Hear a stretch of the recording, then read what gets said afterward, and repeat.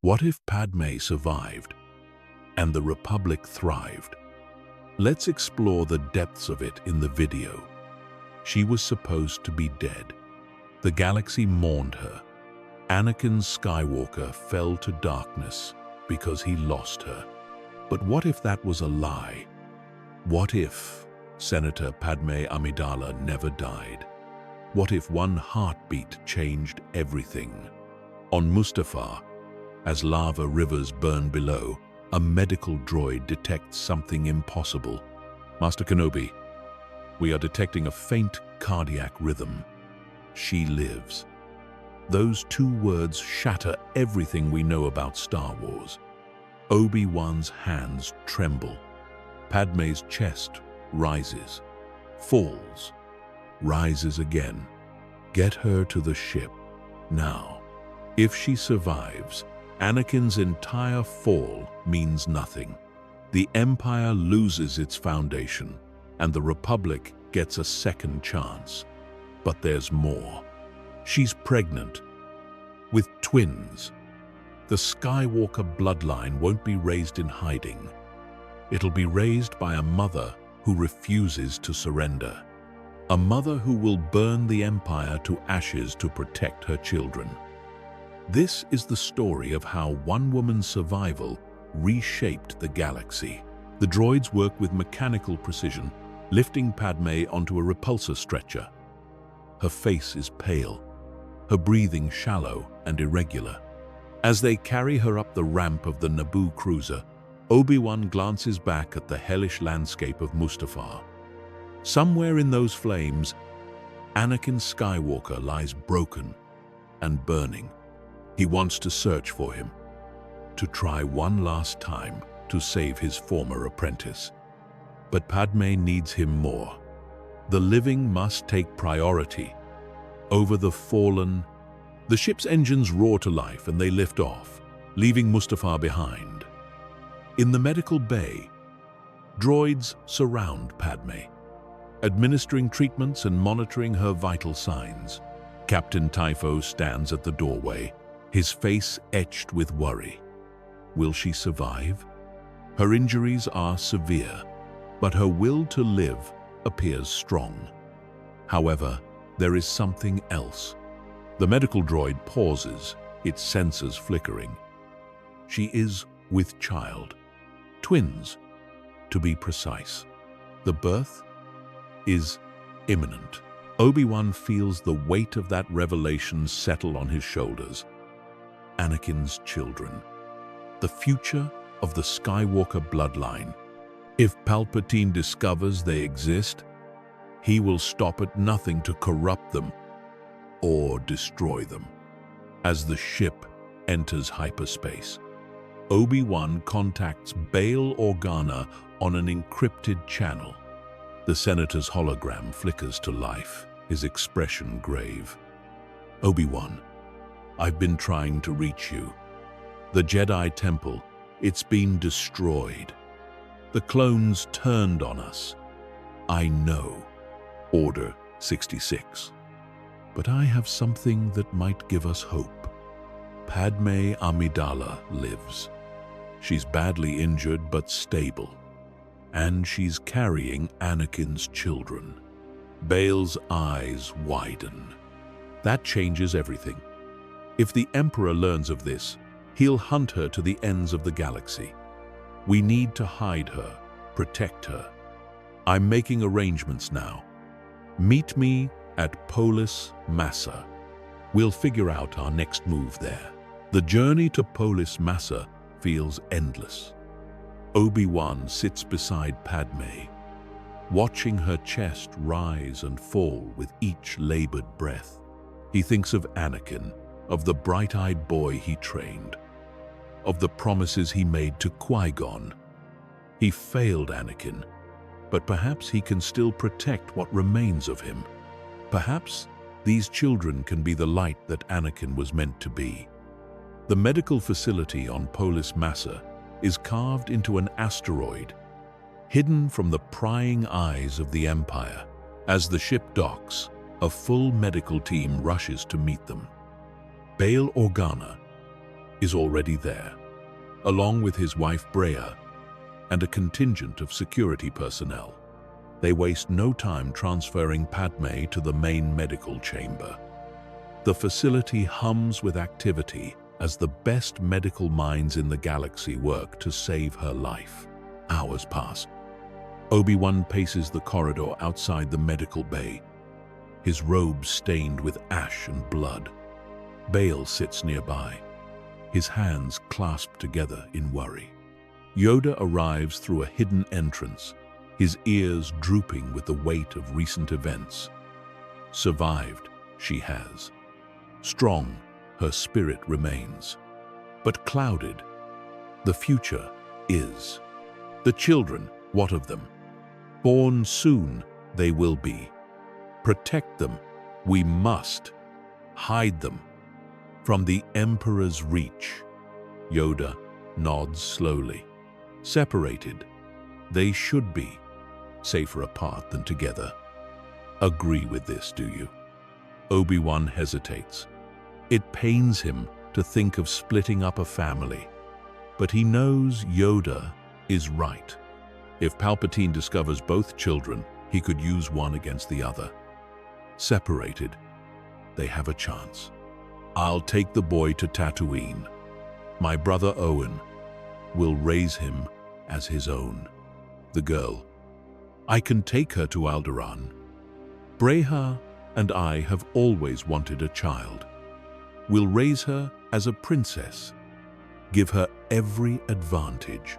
The medical droid emerges from the chamber, its optical sensors glowing softly. The senator is stabilized. The babies are healthy. She is asking for someone named Anakin. Obi-Wan's heart clenches. I'll speak with her.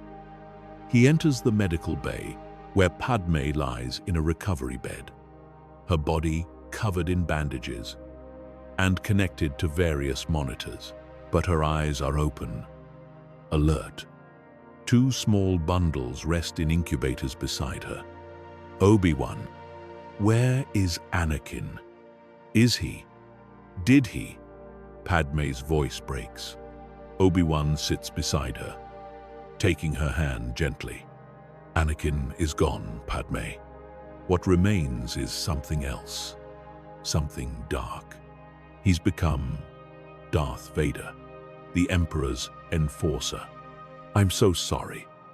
Tears stream down Padmé's face, but she doesn't collapse into despair.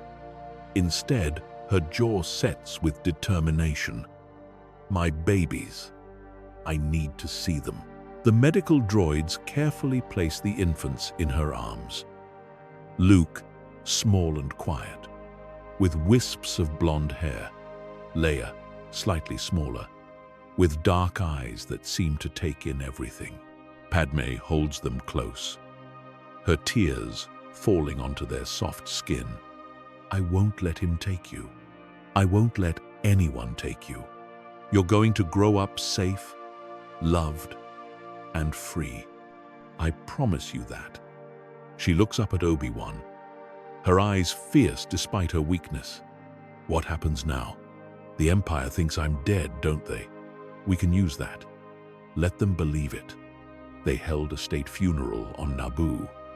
As far as the galaxy knows, Senator Amidala died of a broken heart. Good. Then I have the element of surprise. Padmé, you need to rest. You nearly died. I will rest. But then I'm going to fight. The Republic we believed in. It's not dead. It's just sleeping. And I'm going to wake it up. Over the following days, Padmé recovers slowly but steadily. The medical droids are amazed by her resilience. But Obi-Wan understands it's not just physical strength. It's purpose. She has something to fight for. Something to live for. Bail Organa brings her reports of the galaxy's state. The Empire is consolidating power rapidly. Palpatine has dissolved the Senate's real authority and placed regional governors in charge of systems. The Jedi have been declared traitors and are being hunted across the galaxy. Clone troopers patrol the streets of Coruscant, enforcing martial law. It's worse than I feared, but that means there's work to be done. I need to contact the senators I trust. Mon Mothma, Garm Bel Iblis, others who still believe in democracy. We need to form a network. Padmé, you're in no condition to lead a rebellion. Then I'll build one from my bed, if I have to. Bail admires her determination but worries for her safety. There's something else you should know. We've intercepted Imperial communications. They're searching for Jedi survivors. Vader is leading the hunt personally. Padmé's expression hardens at the mention of that name. Let him hunt. He won't find what he's looking for, because Anakin Skywalker is dead, and I need to accept that. The man I loved is gone. What remains is a monster, and I won't let that monster destroy what we built together. She looks down at her children, sleeping peacefully in their cribs. For their sake, we separate them. You're right about that. Luke goes to Tatooine. Leia stays with you on Alderaan. But I want to see them grow up. I want to be part of their lives, even if I can't be their mother openly. We'll find a way. But first, we need to ensure your safety. Where will you go? Padmé considers this carefully. I'll need a base of operations. Somewhere remote, defensible, but with access to communication networks. What about Dantooine? It's out of the way, but it has the infrastructure we need. There's an abandoned Republic facility there from the Mandalorian Wars. Perfect. That's where I'll start. She spends her final days on Polis Massa with her children, memorizing every detail of their faces. She sings to them in Naboo lullabies, tells them stories they're too young to understand, and makes promises she intends to keep. Luke, you have your father's spirit. I can feel it. You're going to be strong, brave, and kind. Never let anyone tell you that you're less than extraordinary.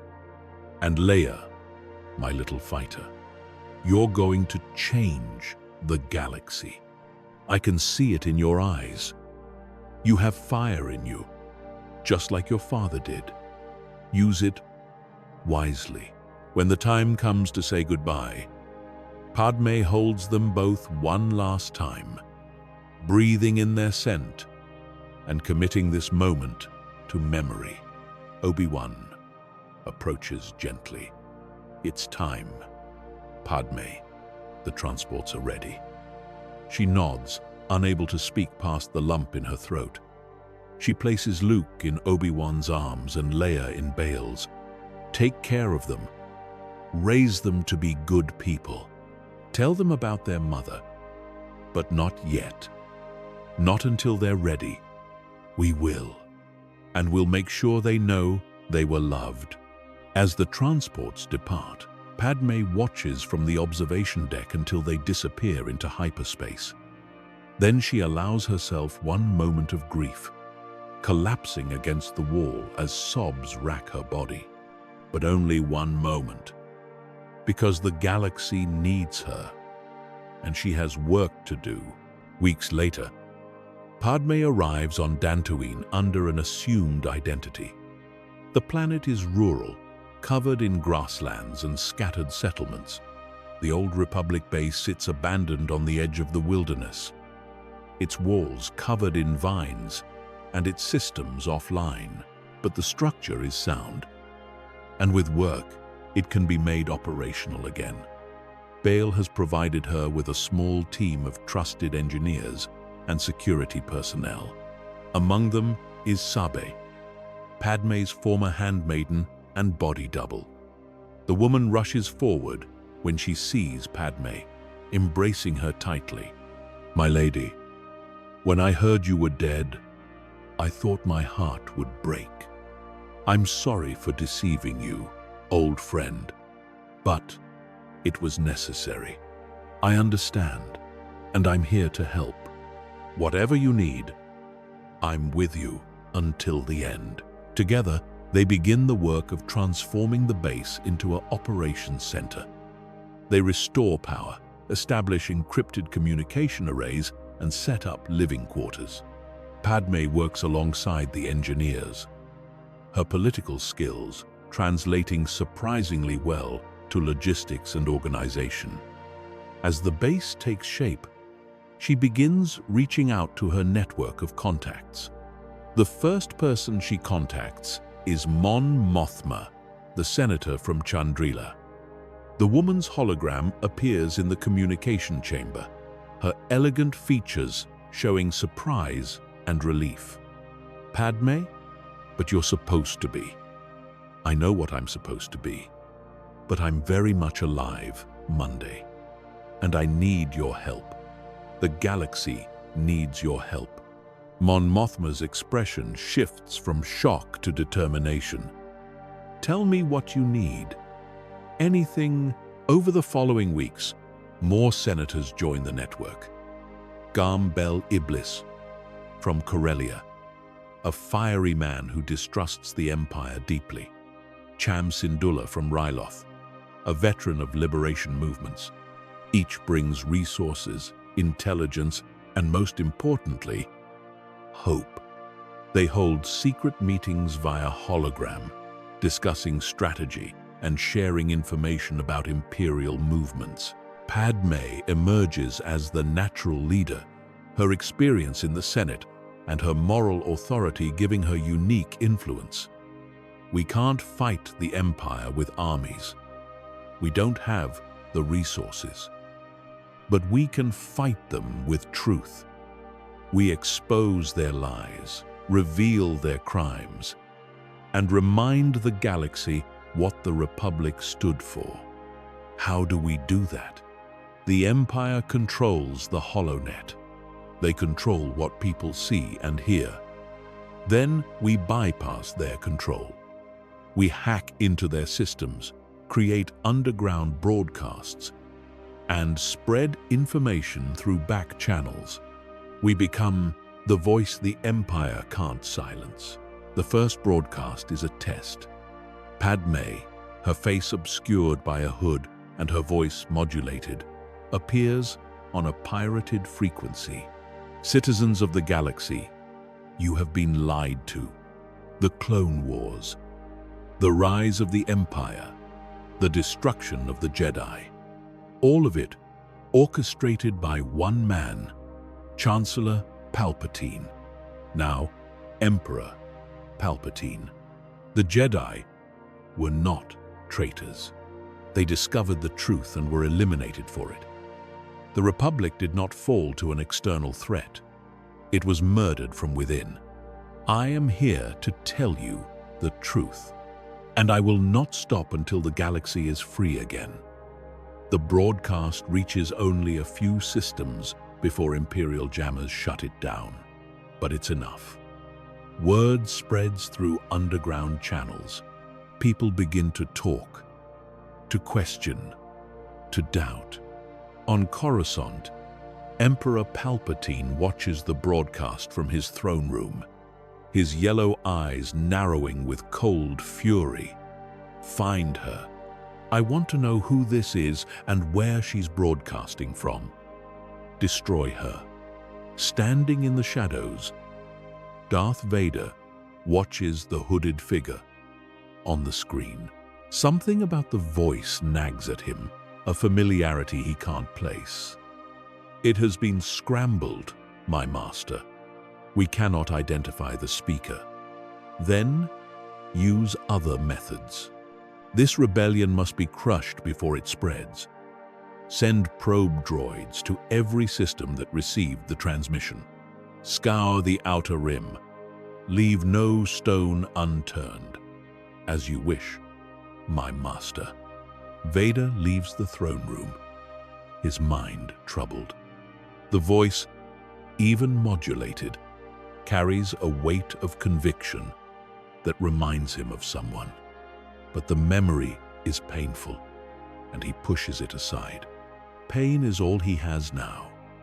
Pain and obedience.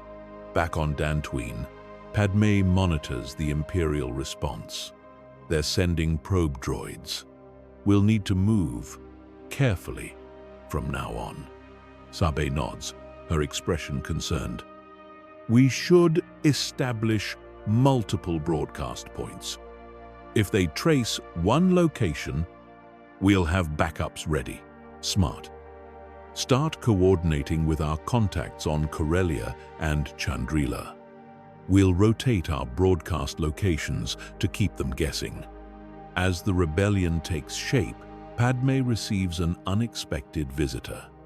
A group of clone troopers arrives at the base, their armor stripped of Imperial markings. They're led by Captain Rex, a veteran of the Clone Wars who served under Anakin Skywalker, Senator Amidala. I wasn't sure if the rumors were true, but seeing you now, I'm glad they were. Rex, I heard you survived. Order 66. Barely. Something happened to us, ma'am. We were forced to turn on the Jedi, to kill our generals. But some of us, we fought through it. We removed the inhibitor chips they put in our heads. Now we're free, and we want to fight. You're welcome here, all of you.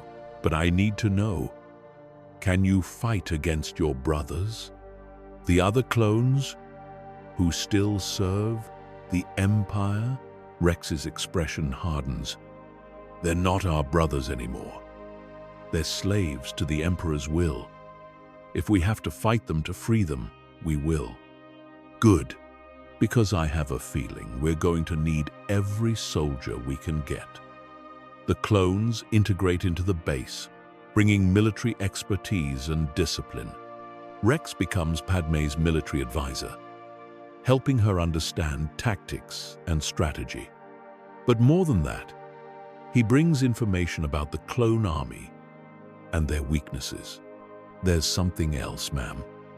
We've been in contact with other clones who are questioning their orders. Commander Cody, he's been having doubts. He executed General Kenobi, and it's been eating at him ever since. Can we reach him? It's risky. He's still with the Empire, still under their command. But if we could get to him, if we could remove his chip, he'd be a powerful ally. Padmé considers this carefully. Set up a meeting. Discreet, neutral location. If we can turn Cody, others might follow. The meeting is arranged on a remote moon. In the outer rim, Cody arrives alone, his armor bearing the marks of many battles. He removes his helmet, revealing a face etched with guilt and confusion. Senator Amidala, I wasn't sure if I should come. I'm glad you did, Commander. I know what happened on Utapau. I know it wasn't your choice. It felt like it was. I raised my weapon, I gave the order, and Kenobi fell. But there was something in my head, something controlling me. I tried to fight it, but I couldn't. That's because of the inhibitor chip. It forced you to obey Order 66. But we can remove it. We can give you back your free will. Cody looks at Rex, who nods encouragingly. It's true, brother. I had mine removed. Once it's gone, you'll be yourself again. After a moment of hesitation, Cody agrees. The procedure is quick, performed by the medical droids at the base. When Cody wakes up, his eyes are clear for the first time in months. I remember everything. The Jedi, the war, the lies. We were used, weaponized. Yes, but now you have a choice. You can walk away, start a new life, or you can fight to free your brothers. Cody stands, his jaw set with determination. I'm with you, Senator. Whatever it takes. The clone defections become a crucial part of the rebellion. Small groups of clones, freed from their programming, join Padmé's cause. They bring intelligence about Imperial operations, military equipment, and insider knowledge that proves invaluable. As more clones join the rebellion, they share stories of their experiences under Order 66. Each tale is more haunting than the last. Commander Wolf speaks of hunting down his Jedi general, a Togruta woman he had served with for 3 years. He describes the horror of watching his own hands pull the trigger while his mind screamed for him to stop. Commander Bly tells of executing Aayla Secura on Felucia, a Jedi he respected more than anyone. The memory still haunts his nightmares. These men are broken, but they find purpose in the rebellion. They train Alliance soldiers, sharing combat tactics learned from years of war. Rex organizes them into specialized units, each one focusing on a different aspect of warfare. Some become infiltrators, using their knowledge of Imperial procedures to slip past security. Others become instructors, teaching new recruits how to fight against stormtroopers who were once their brothers. The psychological toll is immense. Many clones struggle with guilt, unable to forgive themselves for what they were forced to do.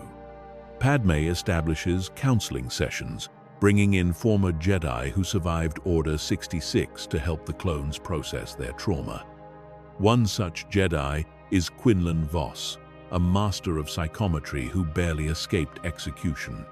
He works closely with the clones, using the Force to help them understand that they were victims, not perpetrators. Your actions were not your own, he tells them during group sessions. The Sith used you as weapons, but that doesn't define who you are. What matters now is what you choose to do with your freedom.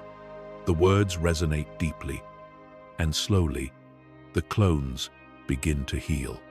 They form bonds with one another, creating a brotherhood that transcends their Imperial programming. They share meals, tell stories of fallen Jedi, and vow to honor their memories by fighting for the galaxy they died trying to protect. One evening, Rex approaches Padmé with a request. Senator, the men want to create a memorial for the Jedi who fell. We need to remember them, to honor what they meant to us. I think that's a beautiful idea. What do you need? Just your permission. And maybe your help. We want to build it here, on Dantooine, a place where future generations can come and remember what the Jedi stood for. You have my full support. Let's make sure their sacrifice is never forgotten. The memorial takes shape over several weeks. It's a simple structure, a circle of stones with the names of fallen Jedi carved into each one. In the center stands a statue depicting a Jedi and a clone soldier standing back to back, defending one another. The symbolism is powerful, a reminder that they were allies, not enemies. When the memorial is complete, the entire base gathers for a dedication ceremony. Padmé speaks first, her voice carrying across the assembled crowd. The Jedi Order was not perfect. They made mistakes, as all beings do, but they stood for something greater than themselves. They fought for peace, for justice, for the light in a dark galaxy. And when the darkness came for them, they faced it with courage. We honor them today, not just for how they died, but for how they lived. And we pledge to carry on their mission. The clones step forward one by one, each speaking the name of a Jedi they served under. Obi-Wan Kenobi, Ayla Secura, Plo Koon, Ki Adi Mundi, Shakti. The list goes on and on, each name a reminder of what was lost. When the ceremony ends, many of the clones are in tears, but there's also a sense of closure. They've acknowledged their pain, honored their fallen comrades, and taken the first step toward healing. That night, Padmé stands alone at the memorial, running her fingers over the carved names. She thinks of Anakin, of the Jedi he once was, and wonders if he would be proud of what they've built. A voice interrupts her thoughts. He would be, you know. Padmé turns to find Obi-Wan standing behind her, his robes worn from travel. Obi-Wan, I didn't know you were here. I arrived a few hours ago. I heard about the memorial and wanted to see it for myself. It's fitting. The Jedi and the clones, together until the end. That's what it should have been. That's what it will be, once we restore the Republic. Obi-Wan nods, but his expression is troubled. There's something you should know, Padmé. I've been searching for survivors, other Jedi who escaped Order 66. And I've found some, but not many. The Empire is hunting them relentlessly. How many? Perhaps a dozen, scattered across the galaxy. Most are in hiding, too afraid to reveal themselves. Can we reach them? Bring them into the Alliance? Some, perhaps, but others have lost faith. They believe the Jedi Order is finished, that there's no point in fighting. Then we show them there is a point. We show them that the fight isn't over. Obi-Wan smiles faintly. You sound like Qui-Gon. He always believed in the power of hope. I learned from the best. And I'm not giving up. Not on the Jedi, not on the Republic, and not on Anakin. Obi-Wan's smile fades. Padmé, Anakin is gone. What you saw on Dantooine, that was Vader playing with you. He's trying to manipulate you, to use your emotions against you. I don't believe that. I saw the conflict in him. He let us go, Obi-Wan. Twice. That has to mean something. It means he's conflicted, but that doesn't mean he can be saved. The dark side has consumed him. I've seen what he's done, the atrocities he's committed. The Anakin we knew is dead. Padmé shakes her head firmly. I refuse to believe that. As long as there's even a spark of light left in him, there's hope, and I will never stop trying to reach him. Obi-Wan sighs, recognizing that stubborn determination. It's the same quality that made Padmé such an effective senator, and it's what makes her such a powerful leader now. Very well. But be careful. Vader is dangerous, and the Emperor won't tolerate his weakness forever. If you push too hard, you might force Palpatine to eliminate him entirely. Then I'll have to move quickly. Obi-Wan, I need your help.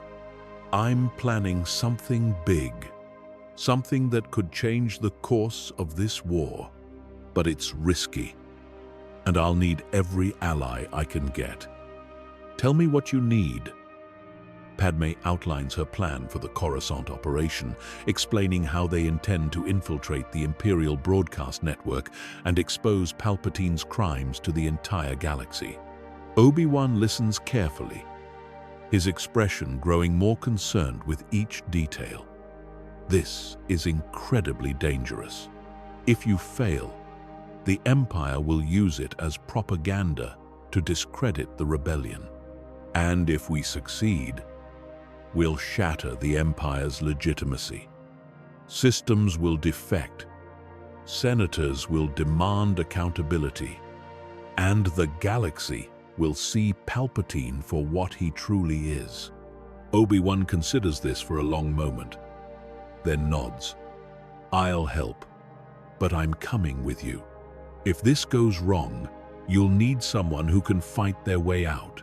Thank you, old friend. The planning intensifies over the following days. Mara, the operative on Coruscant, sends detailed schematics of the broadcast facility, highlighting security checkpoints, guard rotations, and potential escape routes. She also identifies key personnel within the facility who might be sympathetic to the rebellion's cause. There's a supervisor named Thorin Wyss, Mara reports via hologram. He's a former Republic loyalist who hates the Empire but is too afraid to act. If we can convince him to help, he could grant us access to restricted areas without triggering alarms. Can you arrange a meeting?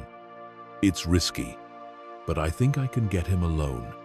Give me 2 days.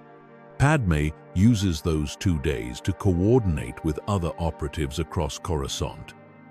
She establishes backup plans, escape routes, and contingency protocols in case the operation goes sideways. Every detail is scrutinized, every risk calculated. Bail Organa expresses his concerns during a strategy meeting.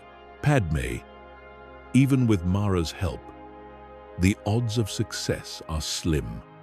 The Empire has tightened security across Coruscant after your last broadcast. They'll be watching for exactly this kind of infiltration. That's why we're not going in quietly. We're going to create a distraction. What kind of distraction? A prison break. We've identified a detention facility on the lower levels where political prisoners are being held. If we can stage a breakout, it'll draw Imperial forces away from the broadcast facility. Rex perks up at this. I like it. A two-pronged operation. One team hits the prison, the other infiltrates the broadcast network. We'll split their attention and maximize our chances. Exactly. And the prisoners we free will be valuable allies. Many of them are former senators, military officers, and activists. People who can help us build the alliance. Mon Mothma nods approvingly. It's bold, reckless even, but it might work. When do we move? 3 days from now. That gives Mara enough time to finalize the arrangements and for our teams to get into position. The plan is set. Over the next 3 days, operatives across Coruscant prepare for the operation. Weapons are smuggled in, safe houses are established, and communications are encrypted. The tension is palpable as the day approaches. On the morning of the operation, Padmé gathers her team for a final briefing. Rex, you'll lead the prison break. Take Cody and a squad of clones. Your objective is to free as many prisoners as possible and get them to the safe houses. Understood. What about security? Expect heavy resistance. The facility is guarded by stormtroopers and automated defenses. You'll need to move fast and hit hard. Rex grins. That's what we do best. Sabe, you're with me on the broadcast infiltration. Obi-Wan will provide backup in case things go wrong. Mara will meet us inside the facility. Sabe checks her equipment, her expression focused. What if Vader shows up? Then we deal with him. But our priority is the broadcast. If we can get the evidence out, it doesn't matter what happens to us. The team disperses to their assigned positions, and Padmé takes a moment to center herself. She thinks of her children, of Luke and Leia growing up in a galaxy free from tyranny. That thought gives her strength. This is for them, for their future. As the sun sets over Coruscant, the operation begins. Rex and his team approach the detention facility from the lower levels, moving through the shadowy underbelly of the city. They encounter minimal resistance at first, taking out patrols quietly with stun weapons. But as they reach the facility's outer perimeter, alarms blare. We've been spotted. Move! Move! Move! The clones rush forward, blasting through the main entrance. Stormtroopers pour out to meet them, and a fierce firefight erupts. Blaster bolts streak through the air, ricocheting off walls and exploding against shields. Rex charges through the chaos, his twin blasters blazing. He takes down 3 stormtroopers in rapid succession, his movements precise and efficient. Cody covers his flank, providing suppressive fire as they push deeper into the facility. The automated defenses activate, turrets emerging from the walls and targeting the intruders. But the clones are ready. They throw thermal detonators that disable the turrets in bursts of sparks and smoke. Inside the facility, prisoners hear the commotion and begin shouting, rattling their cell doors. Rex reaches the control room and forces the door open, finding a terrified Imperial officer cowering behind a console. "Open the cells, now!" The officer hesitates, and Rex fires a warning shot past his head. "I said now." The officer's hands shake as he inputs the release codes. Throughout the facility, cell doors hiss open and prisoners flood into the corridors. Many are weak from maltreatment, but they're free. Rex directs them toward the exits, where clone troopers provide covering fire. "We need to move fast. Imperial reinforcements will be here any minute." Among the freed prisoners is a familiar face. Saw Gerrera, the partisan leader from Onderon, stumbles out of his cell, his face bruised, but his spirit unbroken. "Rex?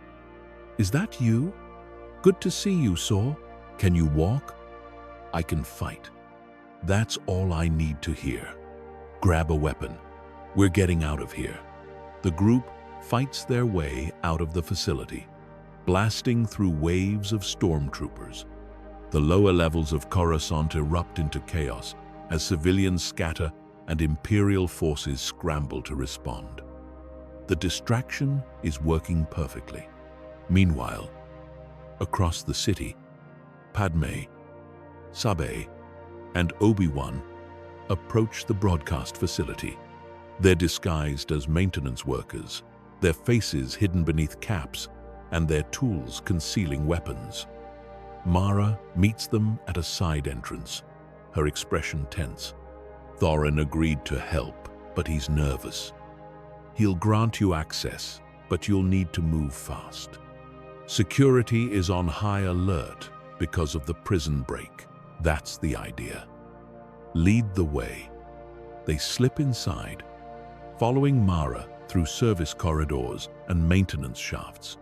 The facility is a maze of hallways and control rooms, each one monitored by security cameras. But Mara knows the blind spots, guiding them expertly through the network. They reach the main control room, where Thorin is waiting. He's a middle-aged man with graying hair and tired eyes. He glances around nervously as they enter. "You must be Senator Amidala. I've heard the broadcasts. What you're doing, it's dangerous. Everything worth doing is dangerous. Are you ready to help us?" Thorin nods slowly. "I've spent years watching the Empire destroy everything I believed in. If this is my chance to strike back, I'll take it." He gestures to a console. "I can give you access to the main broadcast system, but you'll only have a small window. Once the security protocols detect the intrusion, they'll lock everything down. How long do we have? 10 minutes, maybe 15 if we're lucky. That'll have to be enough. Padmé pulls out the data chip containing the evidence against Palpatine. She hands it to Mara, who begins uploading the files. The progress bar inches forward slowly, agonizingly. Obi-Wan stands guard at the door, his hand resting on his lightsaber. I sense something. We're not alone. No sooner have the words left his mouth than the door bursts open. Stormtroopers flood in, weapons raised. Behind them stands an Inquisitor, a dark-robed figure wielding a spinning, double-bladed lightsaber. The Inquisitor's voice is cold and mocking. How predictable. The great Senator Amidala, sneaking around like a common criminal. Did you really think the Emperor wouldn't anticipate this? Obi-Wan steps forward, igniting his lightsaber. The blue blade hums to life, casting light across the room. Go, I'll hold them off. Padmé hesitates, but Obi-Wan's expression is firm. Go! Obi-Wan charges at the Inquisitor, their blades clashing in a shower of sparks. The Inquisitor is skilled, their spinning weapon creating a deadly whirlwind of strikes. But Obi-Wan is a master, his defensive form deflecting each attack with practiced ease. The stormtroopers open fire, but Sabi returns fire with her blaster, taking down 2 of them. Padmé and Mara focus on the upload, their fingers flying over the console as the progress bar creeps toward completion. 5 minutes left. The room erupts into chaos. Obi-Wan and the Inquisitor duel viciously, their movements a blur. The Inquisitor leaps onto a console, using the high ground to rain down attacks. Obi-Wan counters with precise strikes, forcing the Inquisitor back. More stormtroopers arrive, and Sabe is forced to take cover behind a overturned desk. She fires blindly, her shots hitting their marks more often than not. Thorin works frantically to keep the security systems from locking them out, sweat pouring down his face. Come on! Come on! 3 minutes left. The Inquisitor unleashes a burst of Force energy, sending Obi-Wan sprawling. The dark figure advances, their lightsaber spinning toward his neck. But Obi-Wan rolls aside at the last second, slicing upward and severing one of the Inquisitor's blades. The weapon sputters and dies, leaving the Inquisitor with only a single blade. Obi-Wan presses the advantage, driving the Inquisitor back with a flurry of attacks. 1 minute left. Padmé watches the progress bar, her heart pounding. The files are almost fully uploaded. Just a few more seconds. Suddenly, the lights flicker. The security systems detect the intrusion and begin shutting down the network. No, no, no. Mara works desperately to bypass the lockdown, her fingers a blur on the console. Thorin assists, inputting override codes as fast as he can. 30 seconds. The upload completes, just as the system locks down entirely. The screens across Coruscant, and soon across the galaxy, flicker to life, displaying the damning evidence against Emperor Palpatine. The broadcast shows everything. Palpatine's secret communications with Count Dooku, his manipulation of the Clone Wars, his orchestration of Order 66, his true identity as Darth Sidious, Dark Lord of the Sith. The galaxy watches in stunned silence as the truth unfolds before their eyes. On the streets of Coruscant, citizens stop and stare at the screens, their expressions shifting from confusion to horror to anger. In the Senate building, senators gasp and shout, demanding answers. Across the galaxy, military officers question their orders, civilians protest, and entire systems begin to reconsider their allegiance to the empire.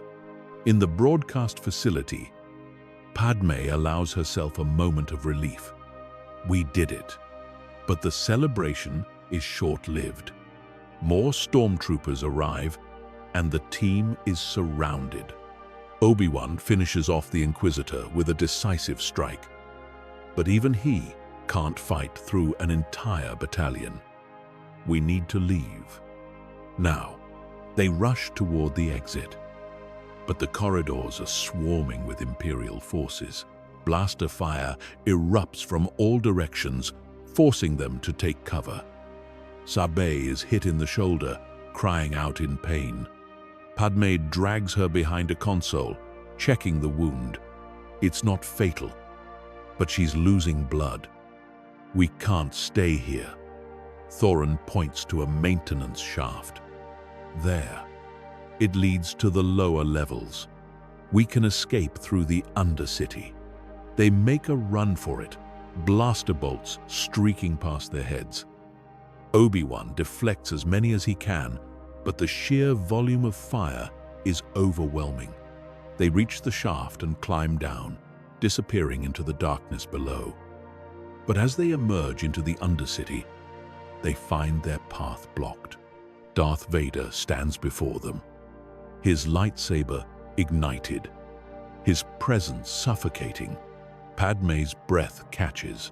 Anakin. Vader's voice is cold, mechanical. You have made a grave mistake. The Emperor will not forgive this. Then he'll have to deal with the consequences. The galaxy knows the truth now.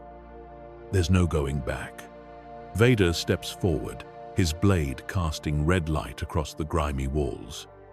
You should have stayed hidden, Padmé. You should have lived quietly, raised our children, and let the galaxy burn. But you couldn't. You had to fight. You had to defy him. Because it was the right thing to do. And deep down, you know that. Vader's hand trembles, just slightly. Obi-Wan steps forward, his lightsaber raised. Anakin, it's not too late. You can still turn back. You can still choose the light. There is no light left in me, Obi-Wan. Only darkness. Then why haven't you killed us yet? Padmé moves closer, her voice gentle. You've had 2 chances now, and both times you've let us go. That's not darkness, Anakin. That's the light trying to break through. Vader's breathing grows heavier. His lightsaber wavers, the blade lowering slightly. Behind him, stormtroopers arrive, weapons ready. But Vader raises a hand, stopping them. Stand down. My lord, I said, stand down. This is not your concern. The troopers hesitate, then lower their weapons. Vader turns back to Padmé, his mask unreadable. You have done what you came to do.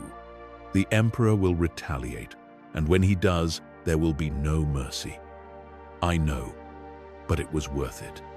Vader stands silent for a long moment. Then, without another word, he steps aside, clearing the path. Go, before I change my mind.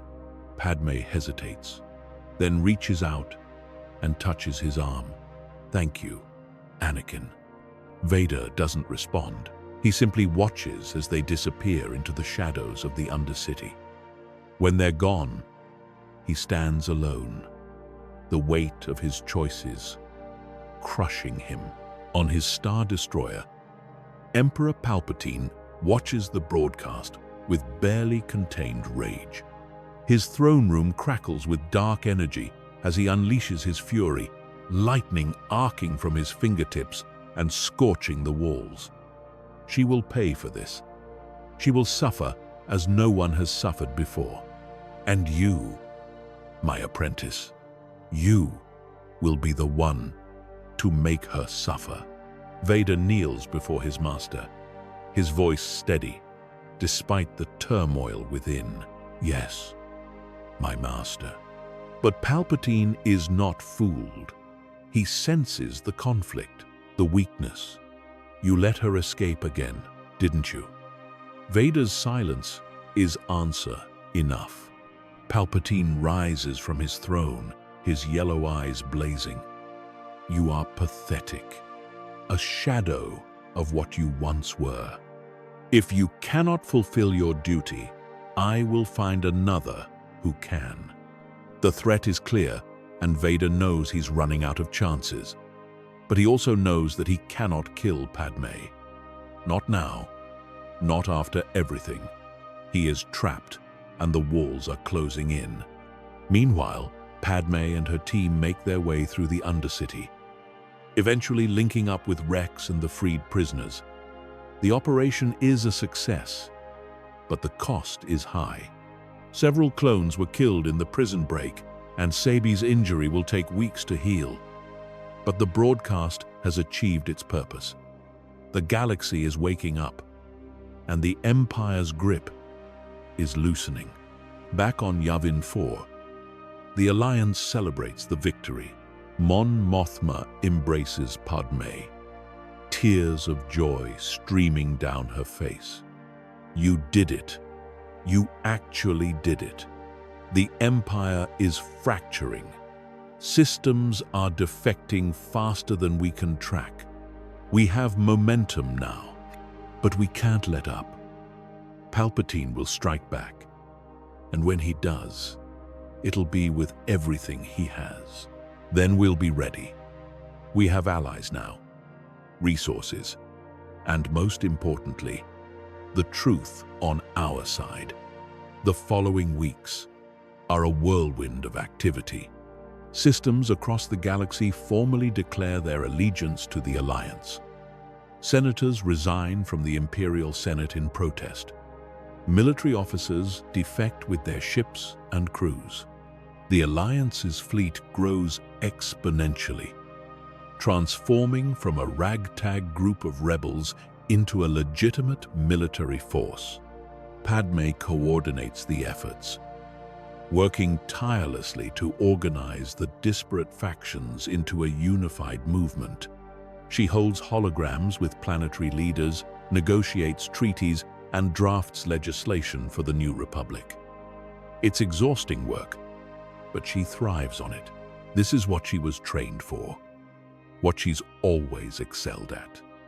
Bail Organa assists with the logistics, using Alderaan's resources to supply the growing fleet. Mon Mothma handles diplomatic relations, reaching out to neutral systems and convincing them to join the cause. Garm Bel Iblis leads military strategy sessions, coordinating attacks on Imperial supply lines and strategic targets. But even as the Alliance grows stronger, the Empire strikes back.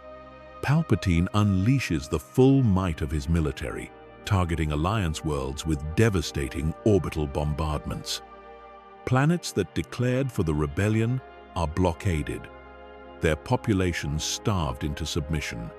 Imperial propaganda paints the Alliance as terrorists and traitors, despite the evidence to the contrary.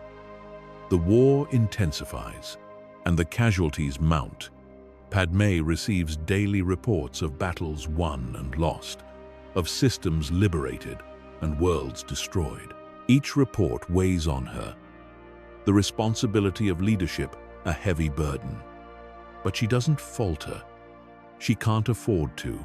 One evening, as she reviews intelligence reports in her quarters, Obi-Wan enters. You should rest. You've been working for 18 hours straight. I'll rest when the war is over. Until then, there's too much to do. Obi-Wan sits beside her, his expression concerned. You're only human, Padmé. Even you have limits. I know, but every hour I rest is an hour the Empire uses to tighten its grip. I can't afford to slow down. What about your children? When was the last time you saw them? Padmé's expression softens, pain flickering across her face. Not since before the Coruscant operation. It's been months. I miss them terribly, but I can't risk leading the Empire to them. Obi-Wan understands, but he also knows the toll this is taking on her. You're sacrificing everything for this cause. Your family, your health, your happiness. Is it worth it? Padmé meets his gaze, her eyes fierce. If we lose this war, my children will grow up in a galaxy ruled by tyranny. So yes, it's worth it. Every sacrifice, every sleepless night, every moment away from them. It's all worth it, if it means they can live free. Obi-Wan nods, recognizing that unshakable resolve. Very well, but promise me you'll take care of yourself. The Alliance needs you, and so do Luke and Leia. I promise. Now, what did you come here to tell me? Obi-Wan's expression grows serious. I've received word from my contacts in the Imperial military. Vader has been acting strangely. He's been refusing missions, questioning orders, and spending hours alone in his meditation chamber. Some believe he's losing his edge, or he's finding his way back. We can't rely on that. Vader is still the Empire's greatest weapon, and Palpatine won't tolerate his weakness forever. If we're going to end this war, we need to remove Palpatine from power. I know, and I have an idea, but it's risky. When is it not? Tell me. Padmé outlines her plan. She wants to lure Palpatine into a trap, using herself as bait. If they can isolate him from his guards and his fleet, they might have a chance to end him once and for all. Obi-Wan listens, his concern growing with each word. You're talking about assassination that goes against everything the Jedi stand for. I'm not asking you to kill him. I'm asking you to help me create the opportunity. If Palpatine is removed, the Empire collapses, the war ends, and the galaxy can begin to heal. And if the plan fails, then I'll be dead, and you'll need to carry on without me. But I don't think it will fail. I think Vader is the key. If I can turn him, if I can get him to stand against Palpatine, we have a real chance. Obi-Wan shakes his head, his expression pained. You're putting too much faith in Anakin. He's not the man you remember, maybe not. But he's still in there. I've seen it, and I'm not giving up on him. The plan is put into motion. Padmé sends a coded message to Vader, requesting a meeting on the neutral planet of Vune. The message is simple. We need to talk. Come alone. For days, there's no response. Padmé begins to think Vader won't take the bait. But then, a reply arrives. I will meet you, but if this is a trap, you will not leave alive. The message sends a chill down her spine, but she doesn't back down. She prepares for the journey, knowing this could be her last. Bail tries to dissuade her, arguing that it's too dangerous. But Padmé is resolute. This is the only way. If I can reach him, if I can turn him, everything changes. And if you can't, then at least I'll have tried. She departs for Vune alone, despite the protests of her advisors. The planet is a bleak, stormy world, perpetually covered in dark clouds and lashed by rain. It's fitting, in a way, a dark place for a dark meeting. Vader is already there when she arrives, standing in the ruins of an old fortress. The rain pours down around him, but he doesn't move. He simply waits, a dark silhouette against the storm. Padmé approaches slowly, her hand resting on a concealed blaster. But she knows it's useless. If Vader wants her dead, a blaster won't save her. You came. You asked me to. Vader turns to face her, and even through the mask, she can sense his turmoil. Why? Why do you keep reaching out to me? Because I love you, and I know you still love me, even if you won't admit it. Love is a weakness. The Emperor taught me that. Then why are you here? If love is a weakness, why did you come when I called? Vader has no answer. He stands silent, the rain streaming off his armor. Padmé steps closer, closing the distance between them. I know you've been struggling. I know you've been questioning your path. That's why I asked you here, because I think you're ready to make a choice. What choice? Between the darkness and the light, between Palpatine and your family, between being Vader and being Anakin. Vader's breathing grows heavy. There is no Anakin. He died on Mustafar. No, he didn't. He's standing right in front of me. Padmé reaches up and touches his mask. Her fingers, gentle. Take it off. Let me see you. I can't. If I do, I'll die. Then let me see you one last time before that happens. Please, Anakin. Vader's hand rises to his helmet, trembling. For a long moment, he hesitates. Then, slowly, he begins to remove it. The mask hisses as the seals release, and Vader lifts it away, revealing his scarred, pale face. His eyes, once yellow, now flicker with blue. Padmé's breath catches. She sees the pain etched into every line of his face, the suffering he's endured. But she also sees the man she loves, buried beneath the scars. There you are. Tears stream down Anakin's face, mixing with the rain. Padmé, I'm so sorry. I know I've done terrible things, unforgivable things, but I can't go back. I can't undo what I've done. You can't change the past, but you can shape the future. Come back to us, Anakin. Help us end this war. Help us build a galaxy where our children can live in peace. Our children. Are they safe? They're safe. Luke is on Tatooine, and Leia is on Alderaan.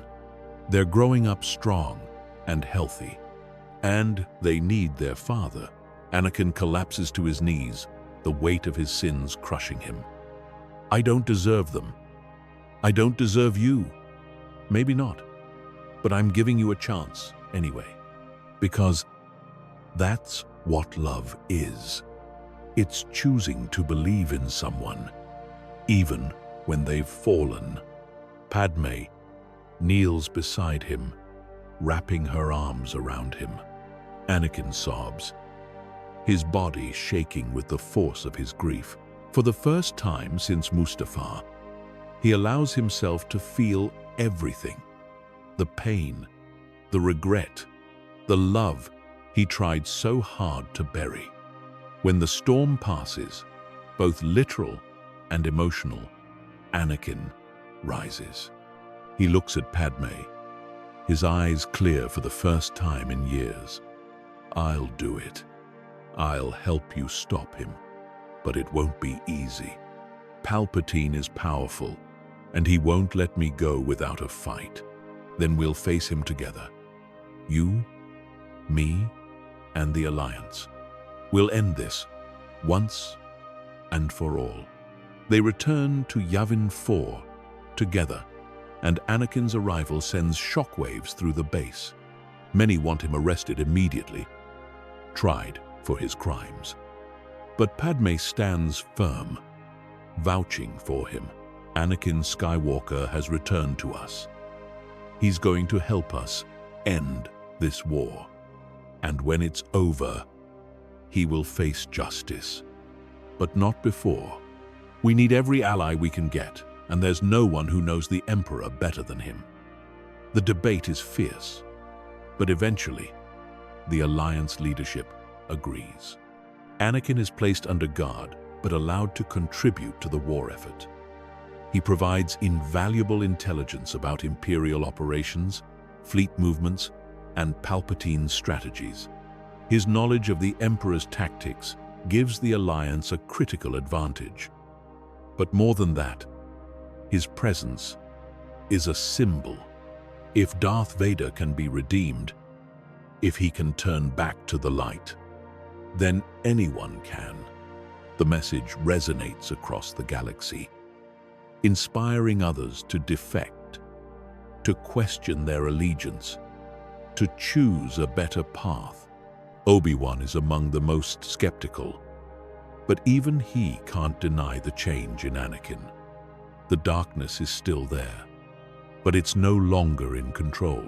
The light is fighting back, and for the first time, it's winning. The two men have a private conversation in one of the base's meditation chambers. Anakin, I need to know, are you truly committed to this, or is this another deception? Anakin meets his former master's gaze, his expression earnest. I've spent years drowning in darkness. Obi-Wan, I've done things that will haunt me for the rest of my life. But Padmé, she pulled me back. She reminded me of who I used to be and who I can still become. I'm not asking for forgiveness. I know I don't deserve it, but I'm asking for a chance to make things right. Obi-Wan studies him for a long moment, then nods, slowly. Very well, but know this. If you betray us, if you turn back to the dark side, I will not hesitate to stop you. I wouldn't expect anything less. With Anakin's help, the Alliance plans its final assault. The target is Coruscant itself, the heart of the Empire. If they can take the capital, they can force Palpatine's surrender or eliminate him entirely. It's a bold, audacious plan, and the odds are against them. But with the momentum on their side, it might just work. The fleet assembles at Yavin 4, a massive armada of cruisers, frigates, and starfighters. Pilots from across the galaxy volunteer for the mission, knowing the risks but believing in the cause. On the command deck of the flagship, Padmé addresses the assembled forces via hologram. People of the Alliance, today we strike at the heart of tyranny. Today we take back our galaxy. The Empire has ruled through fear and oppression, but we have shown them that fear is not enough. We have exposed their lies, rallied the galaxy, and built an army of free beings who refuse to bow. This battle will not be easy. Many of us will not survive, but those who do will live in a galaxy reborn, a galaxy where freedom and justice prevail. Fight bravely. Fight for your homes, your families, and your future. And remember, the light will always triumph over darkness. The fleet jumps to hyperspace, emerging above Coruscant in a blaze of light. The Imperial fleet is waiting, a vast wall of star destroyers and TIE fighters. The battle begins immediately. Starfighters clashing in a chaotic swirl of laser fire and explosions. Padmé watches from the bridge, her hands gripping the railing. Rex and Cody lead starfighter squadrons, weaving through the Imperial lines and targeting key ships. Anakin pilots his own fighter, using his force sensitivity to anticipate enemy movements and outmaneuver them. Obi-Wan commands a strike team aboard a boarding ship, aiming for the Imperial palace itself. Their goal is to reach Palpatine and end him before he can escape. The battle is fierce, the casualties mounting on both sides. But the Alliance fights with a desperation and determination that the Empire cannot match. Slowly, the tide begins to turn. One by one, Imperial ships are disabled or destroyed. The blockade around Coruscant weakens, and Alliance forces break through. On the surface, Obi-Wan's team storms the Imperial Palace, cutting through stormtroopers and Imperial guards. The corridors echo with the sounds of battle, blaster fire, and lightsaber clashes filling the air. They fight their way to the throne room, where Emperor Palpatine waits. The Sith Lord sits on his throne, his yellow eyes gleaming with malice. "Ah, Master Kenobi, I've been expecting you, and I see you've brought friends. How delightful." Obi-Wan ignites his lightsaber, the blue blade casting light across the dark room. "It's over, Palpatine. Your empire is falling. Surrender, and you'll be given a trial." Palpatine laughs, the sound cold and cruel. "Surrender? You misunderstand, Jedi. I am the Senate. I am the Empire, and I will not fall to the likes of you." He rises from his throne, lightning crackling from his fingertips. The room explodes with dark energy as Palpatine unleashes his full power. Obi-Wan and his team are thrown back, their bodies slamming into the walls. But before Palpatine can finish them, the doors burst open. Anakin Skywalker strides in, his lightsaber ignited, his expression resolute. "Hello, Master." Palpatine's eyes widen, shock and rage warring on his face. "Vader, what is the meaning of this? I am no longer Vader. I am Anakin Skywalker, and I'm here to end you." Palpatine's shock turns to fury. "You dare betray me? After everything I gave you? Power? Purpose? A place at my side? You gave me chains. You took everything I loved and twisted it into darkness. But I'm free now, and you're finished."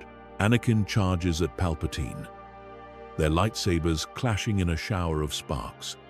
The battle is intense, the two combatants evenly matched.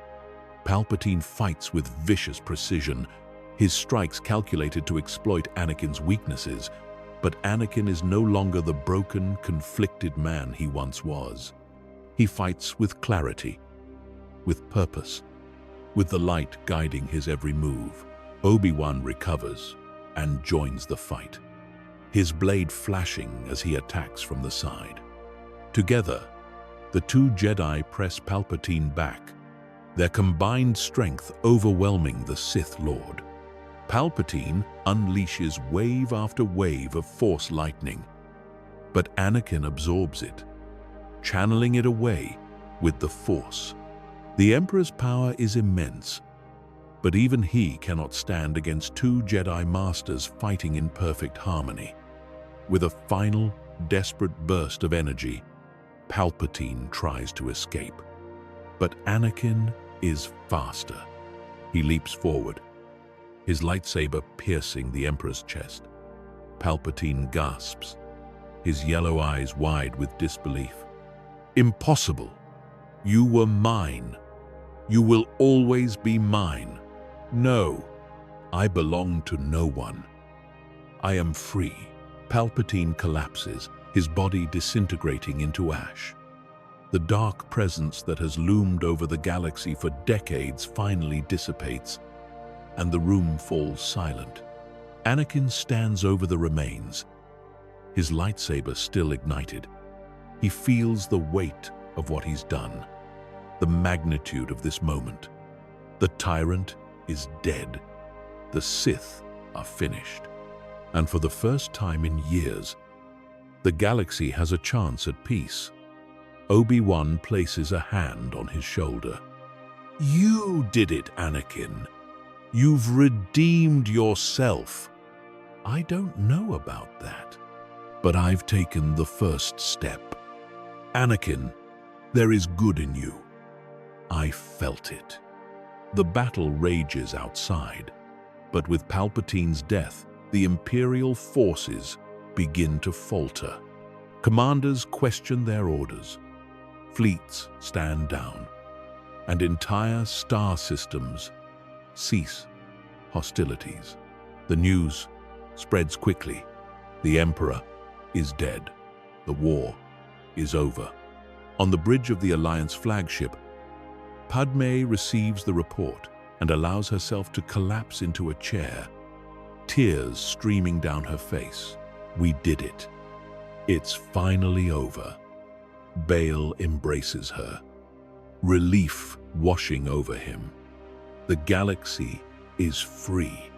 Now the real work begins. Rebuilding. In the days that follow, the Empire dissolves. Without Palpatine's iron grip, the remaining Imperial leadership fractures into competing factions. Some surrender to the Alliance, while others retreat to the Outer Rim, clinging to the remnants of their power. But their influence is waning, and the galaxy is ready to move on. The Alliance establishes a provisional government on Coruscant, with Padmé, Mon Mothma, and Bail Organa leading the transition. They draft a new constitution, one that addresses the failures of the old republic and ensures that tyranny can never rise again. The process is slow and difficult, but it's necessary. Meanwhile, Anakin faces justice for his crimes. A tribunal is convened, and he stands before the galaxy to answer for the atrocities he committed as Darth Vader. The proceedings are broadcast across every world, ensuring transparency and accountability. Anakin does not defend himself. He accepts responsibility for his actions, acknowledging the pain he caused and the lives he destroyed. "I deserve whatever punishment you deem fit. I only ask that you remember I was not acting alone. The Emperor manipulated me, but that does not absolve me of guilt. I chose the dark side, and I must pay for that choice." The tribunal deliberates for days, weighing the evidence and considering the testimonies of survivors. In the end, they reach a verdict. Anakin Skywalker is found guilty of war crimes and crimes against sentient beings. However, given his role in ending the war and defeating the Emperor, the tribunal sentences him to exile rather than execution. He will spend the rest of his life on a remote world, cut off from the galaxy, reflecting on his actions and seeking redemption. Padmé watches the proceedings from the gallery, her heart breaking. She wants to protest, to argue that Anakin deserves a second chance. But she knows this is the right outcome. Justice must be served, even for those she loves. After the sentencing, she visits Anakin in his holding cell. He sits alone, his expression calm. "You came. I had to. I needed to see you before you leave." Anakin stands and approaches the barrier separating them. "I'm sorry, Padmé, for everything. I know I've put you through so much pain. You have, but you've also given me hope. You proved that people can change, that redemption is possible. That's worth something. What happens now? You go into exile, and I rebuild the Republic. We both do the work we need to do. And what about our children? Will they know about me? They'll know. I'll tell them the truth about who you were, what you became, and how you found your way back. They deserve to know their father's story, the good and the bad. Anakin nods, tears in his eyes. Thank you for never giving up on me. I couldn't, even when everyone else told me to. Padmé places her hand on the barrier, and Anakin mirrors the gesture. They stand like that for a long moment, connected despite the distance. Then the guards arrive to escort Anakin away. He takes one last look at Padmé, committing her face to memory. Goodbye, Padmé. Goodbye, Anakin. Anakin is taken to a transport and flown to a remote moon in the outer rim. It's a quiet, peaceful place, far from the chaos of the galaxy. He will spend his remaining years there, meditating, reflecting, and seeking the balance he lost so long ago. Back on Coruscant, Padmé throws herself into the work of rebuilding. The new republic is officially established, with a Senate composed of representatives from across the galaxy.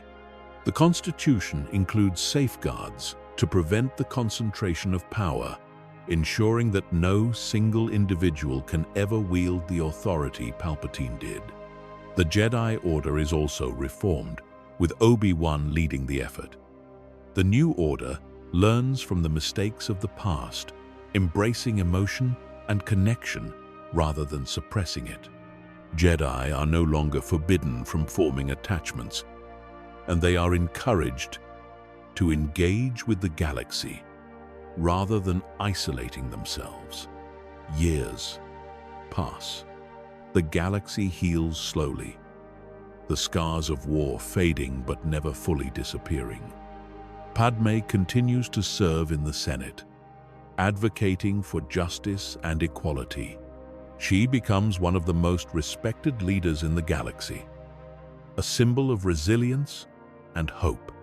On Tatooine, Luke Skywalker grows up strong and curious, unaware of his true heritage until his mother finally tells him the truth.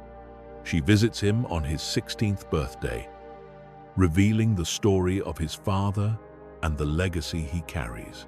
Luke listens in awe, his eyes wide. My father was Darth Vader and a Jedi? He was both.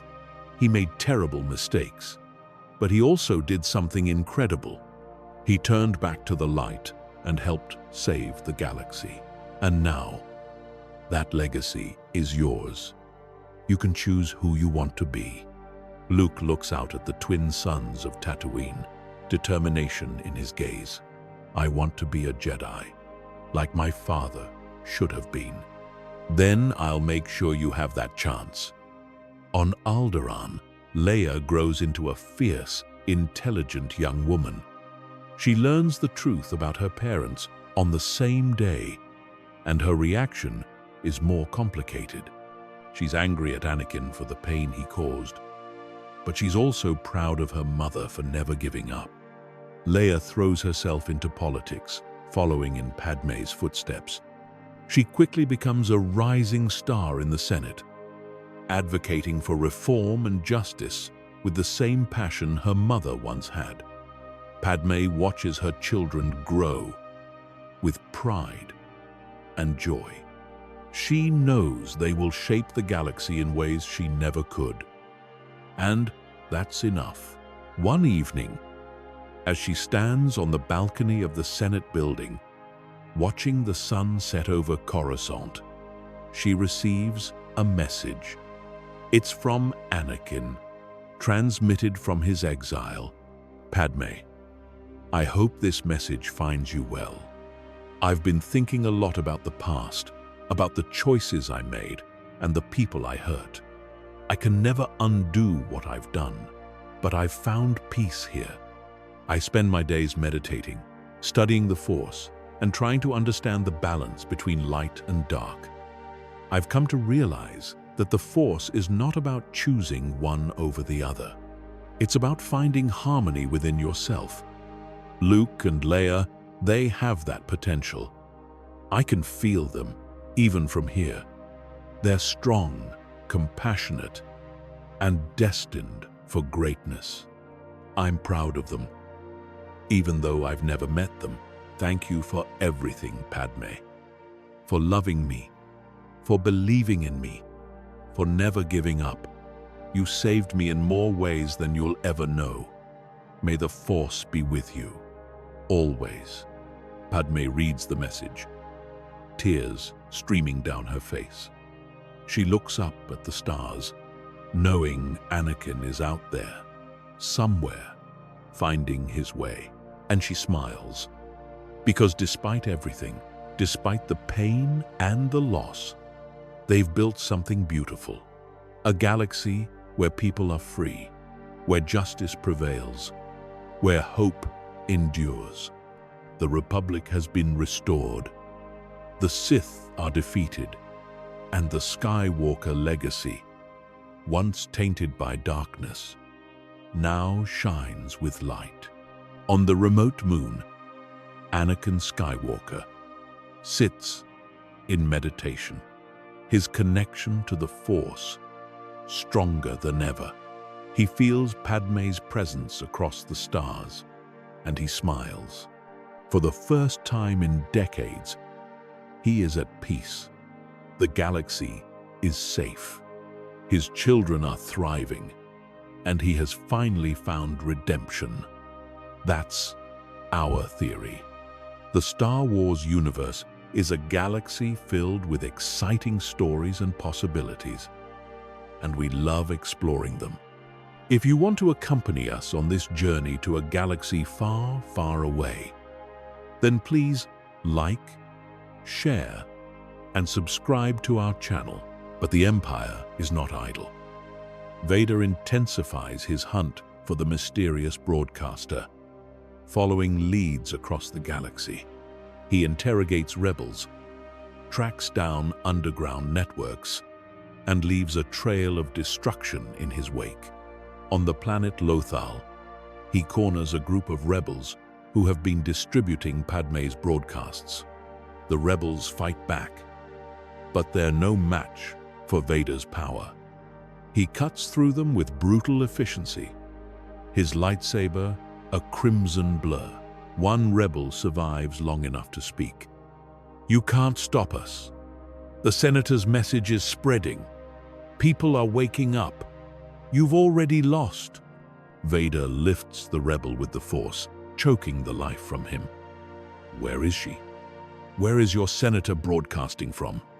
The rebel gasps, but refuses to speak. With a twist of his hand, Vader ends his life. He searches the rebels' belongings, finding encrypted data files and a damaged transmitter. The evidence points to multiple broadcast locations, but one name appears repeatedly: Dantooine. Vader returns to his Star Destroyer, his mind working through the possibilities. Dantooine is remote, sparsely populated, and has old Republic infrastructure. It would be an ideal location for a hidden base. He brings his findings to the Emperor. "I believe I have located the source of the rebel broadcasts, my master. They are operating from Dantooine." "Excellent. Take a strike force and destroy them. Show no mercy. I want this rebellion crushed before it can grow." Vader bows and departs. But as he prepares his forces, he feels something through the Force, a presence he thought lost forever. It's impossible, yet undeniable. Could it be? On Dantooine, Padmé senses the danger approaching. An Imperial fleet has entered the system, and sensors detect a Star Destroyer moving into orbit. Rex rushes to her side. "We need to evacuate. Now. They're coming in force, and we can't hold against that kind of firepower." Padmé shakes her head. "If we run now, we lose everything we've built. We need to buy time, get the data backed up, and prepare escape routes. But I'm going to delay them." "How?" "I'm going to give them what they want. Me." Rex's eyes widen. "That's suicide."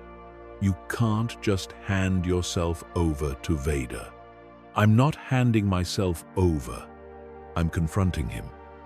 If there's any chance at all that Anakin is still in there, I have to try. And if I'm wrong, you'll die. Then make sure you get everyone out before that happens. Padmé suits up in simple robes, her face uncovered for the first time in months. She walks out of the base into the grasslands of Dantooine, standing alone as Imperial dropships descend from the sky. Stormtroopers pour out, surrounding her with weapons raised. From the lead ship, Vader emerges, his dark silhouette cutting against the sky. Padmé's heart pounds, but she stands firm. "Hello, Anakin." Vader stops mid-stride. That voice, that face. "It can't be. You're dead. I watched you die. Clearly, you were mistaken. Just as you were mistaken about so many things." Vader's hand moves to his lightsaber, but he doesn't draw it. The stormtroopers wait for orders, their weapons still trained on Padmé. "Why are you here? What is this place?" This is the beginning of the end for the Empire. A place where truth matters more than power, where people remember what the Republic stood for. Vader's breathing grows heavy. The Republic was corrupt, weak. It allowed the Sith to rise, unchallenged. The Empire brings order. At what cost? The murder of children, the enslavement of entire worlds. This isn't order, Anakin. It's tyranny, dressed in clean armor. Do not call me that name. I am Vader. Darth Vader. You're still Anakin Skywalker, the boy who wanted to free the slaves, the man who believed in justice, the Jedi who swore to protect the innocent. That man is gone, buried on Mustafar with everything he loved. Not everything. Padmé takes a step forward. I'm still here, and so are our children. Vader recoils as if struck. Lies. They died with you. Luke and Leia. They're alive. They're safe. And they're going to grow up knowing their father was once a hero, even if he's forgotten it. Vader's hand trembles on his lightsaber. The conflict within him rages, a storm of emotion he thought dead. Memories flash through his mind. Padmé on Naboo, laughing in the fields. Padmé in the Senate, fighting for what's right. Padmé in his arms, telling him she loves him. The pain is unbearable. Lord Vader, your orders? A stormtrooper's voice cuts through the moment. Vader's head snaps toward him. Stand down. Lower your weapons. My lord? I said. Stand down. The troopers hesitate, then obey. Vader turns back to Padmé, his mask unreadable. You should not have come here. If the Emperor learns you live, he will send everything to destroy you. Then I'll keep fighting until he does. Because every day I fight is another day the galaxy remembers what freedom looks like. Vader steps closer, his voice dropping to almost a whisper. You were supposed to be safe. On Naboo, with our child, living peacefully. That life was stolen from us. By Palpatine, by the Sith, by you. Vader flinches at the accusation. It hits harder than any lightsaber strike. I did not choose this. You did. The moment you knelt before Palpatine, you chose power over love, darkness over light. And I have paid the price every day since. Padmé sees the pain in his stance, hears it in his voice. She takes another step closer, close enough to touch the edge of his cape. Then stop paying it. Come back to me. Help me fight this. We can still save the galaxy together. Vader's hand rises, almost reaching for her. For a moment, the Dark Lord wavers. But then, the Emperor's voice echoes in his mind, cold and mocking. Sentiment is weakness, my apprentice, and weakness will destroy you. Vader's hand drops. I cannot. The darkness is all I have left. Then I'll keep fighting to bring you back to the light, even if it takes the rest of my life. Vader stands silent for a long moment, then turns to his troopers. This facility is empty. There is nothing of value here. We return to the ship. But my lord, the rebel base, it's right there. You dare question me? The trooper steps back, fear in his voice. No, my lord, my apologies. Vader boards his shuttle without another word. As the Imperial forces withdraw, Padmé remains standing in the field, tears streaming down her face. Back in the base, Rex approaches cautiously. What just happened? I don't know. But he let us go. That means something. It means Anakin is still in there, somewhere. And if he's still in there, there's hope. The encounter on Dantooine becomes a turning point. Word spreads through the rebellion that Senator Amidala confronted Vader and lived. It emboldens others to join the cause. Systems that were on the fence begin to openly support the resistance. Senators who feared retribution find the courage to speak out. The movement grows stronger every day, but Vader's mercy does not go unnoticed. On Coruscant, Emperor Palpatine summons him to the throne room. The air crackles with dark energy as Vader kneels before his master. You let her escape. The rebel leader was on Dantooine, and you let her go. She was not there, my master. The base was abandoned by the time we arrived. Palpatine's eyes narrow. Do not lie to me, Lord Vader. I sense your conflict. You encountered someone from your past. It matters not. The mission was a failure, but I will not fail again. See that you don't, because I know who she is. I know that Padmé Amidala lives, and you, my apprentice, have been compromised. Vader's hands clench into fists. I am not compromised. My loyalty is to you, my master. We shall see. I am giving you one final chance. Find her. Kill her. Prove your loyalty, or I will find another apprentice to take your place. The threat hangs in the air, heavy and suffocating.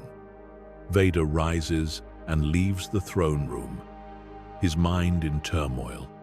He is caught between two impossible choices. Obey the Emperor and destroy the woman he once loved, or betray his master and face certain death. Back on Dantooine, Padmé knows the Empire will return with greater force. She begins planning her next move, something bold that will shift the balance of power. We need to strike at the heart of the Empire, show the galaxy that they're not invincible. What do you have in mind? Coruscant. We infiltrate the Imperial broadcast network and air everything. Every crime Palpatine committed, every lie he told. We strip away the illusion of legitimacy.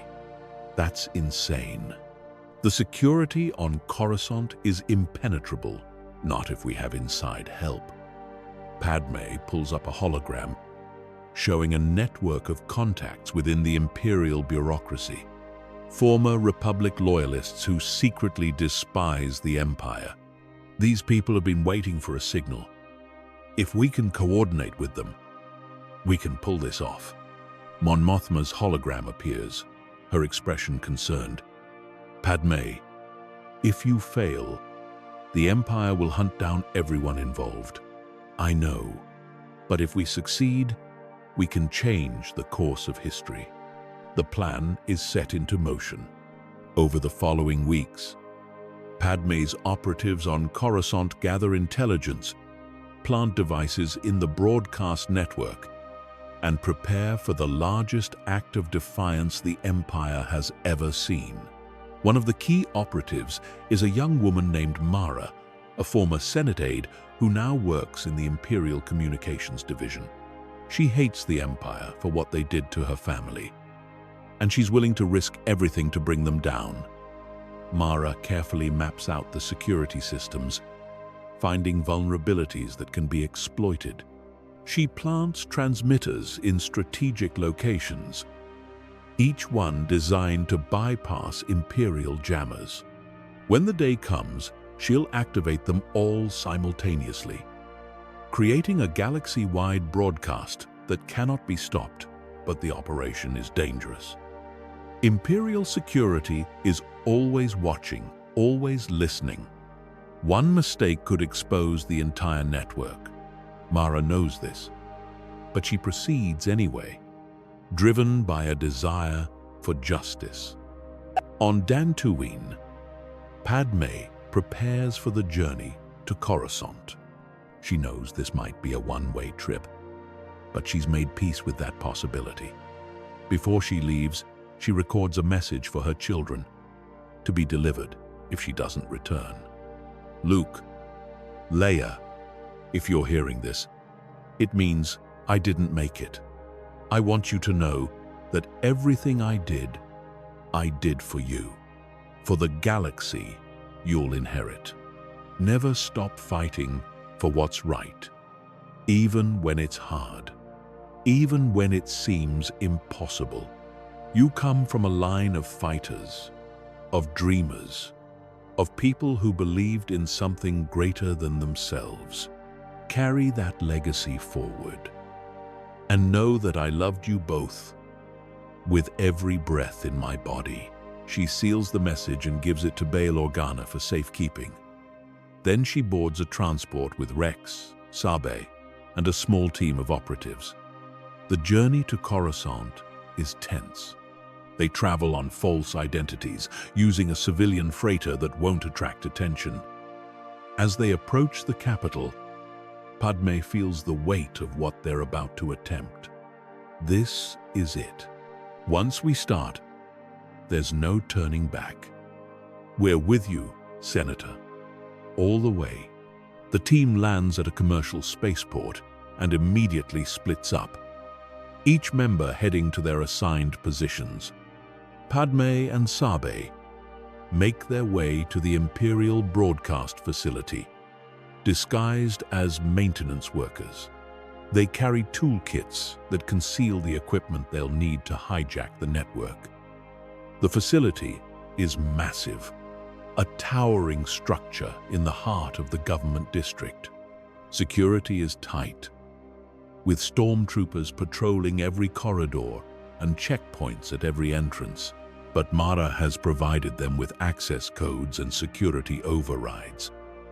They pass through the checkpoints without incident, their fake credentials holding up under scrutiny. Inside, they make their way to the main control room, where the broadcast network is managed. Mara is already there, working at her console. She glances up as they enter, relief in her eyes. "You made it. I was starting to worry. We're here. Is everything ready?" "Almost. I just need to upload the final files and activate the transmitters. Once that's done, we'll have about 10 minutes before security realizes what's happening. Then, let's not waste time." Padmé pulls out a data chip containing all the evidence they've gathered. Communications between Palpatine and separatist leaders, recordings of his manipulation of the Senate, proof of his orchestration of Order 66. Everything needed to expose him as a Sith Lord and a tyrant. Mara inserts the chip into the system and begins the upload. The progress bar moves painfully slowly, each second feeling like an eternity. Padmé watches the security feeds, her heart pounding. Come on, come on. Suddenly, alarms blare. Red lights flash throughout the facility. On the security feeds, stormtroopers begin rushing toward the control room. We've been compromised. How? I don't know, but we need to finish this now. Mara's fingers fly over the console, pushing the upload to completion. The files finish transferring just as the doors to the control room burst open. Stormtroopers pour in, weapons raised. Freeze! Hands, where we can see them. Padmé raises her hands slowly, but Sebe draws a blaster and fires, taking down 2 troopers. Chaos erupts. Rex and the other operatives rush in from another entrance, engaging the stormtroopers in a firefight. Blaster bolts ricochet off the walls. Consoles explode in showers of sparks. Mara activates the broadcast, and suddenly every screen across Coruscant, and soon the galaxy, displays the evidence. Palpatine's face appears, his voice cold and calculating as he discusses plans with Count Dooku. The files play one after another, each one more damning than the last. Citizens across the capital stop in their tracks, staring at the screens in shock and disbelief. In the Imperial Palace, Palpatine watches the broadcast, his rage building to a crescendo. Find them, kill them, destroy that facility. In the control room, the battle intensifies. More stormtroopers arrive, and the operatives are being pushed back. Padmé knows they're running out of time. We need to go. The broadcast is live. We've done what we came to do. But as they move toward the exit, a shadow falls across the doorway. Vader. He stands there, lightsaber ignited, blocking their escape. His presence fills the room, suffocating and dark. The stormtroopers cease fire, waiting for his command. Padmé steps forward, placing herself between Vader and her team. We meet again. It seems you have a talent for placing yourself in danger, and you have a talent for showing up at the worst possible moments. Vader's gaze shifts to the screens, still displaying the evidence against Palpatine. You've made a grave mistake. The Emperor will not forgive this. I'm not asking for his forgiveness. I'm asking for the galaxy to see the truth. And now, they have. Vader steps into the room, his lightsaber casting red light across the walls. The stormtroopers remain at the doorway, weapons ready. You should have stayed hidden, lived quietly, raised our children in peace. That was never an option. Not while Palpatine sits on the throne. Not while the galaxy suffers under his tyranny. Then you leave me no choice. Vader raises his lightsaber, preparing to strike. But Padmé doesn't flinch. She stands tall, her eyes locked on his mask. If you're going to kill me, at least look me in the eye. Take off the mask, Anakin. Let me see you one last time. Vader hesitates. His hand moves to his helmet, trembling. For a moment, it seems he might comply. But then he stops, his hand dropping to his side. I cannot. The mask is all that remains. Then you've already lost, because the man I loved would never hide behind a mask. He would face the truth, no matter how painful. Vader's breathing grows ragged. His internal conflict is visible even through the armor. The lightsaber in his hand wavers, lowering slightly. Behind Padmé, Rex aims his blaster at Vader, ready to fire. But Padmé raises a hand, stopping him. Don't. This is between us. Vader looks at her, really looks at her, and for the first time since Mustafar, he speaks with something other than anger. Why? Why do you keep trying to save me?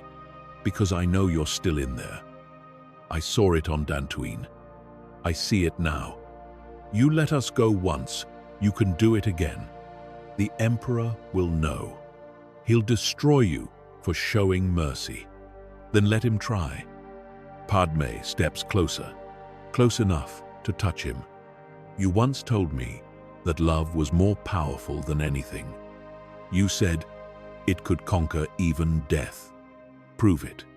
Show me that love still lives in you. Vader stands frozen, the weight of her words crushing him. Memories flood back, overwhelming him.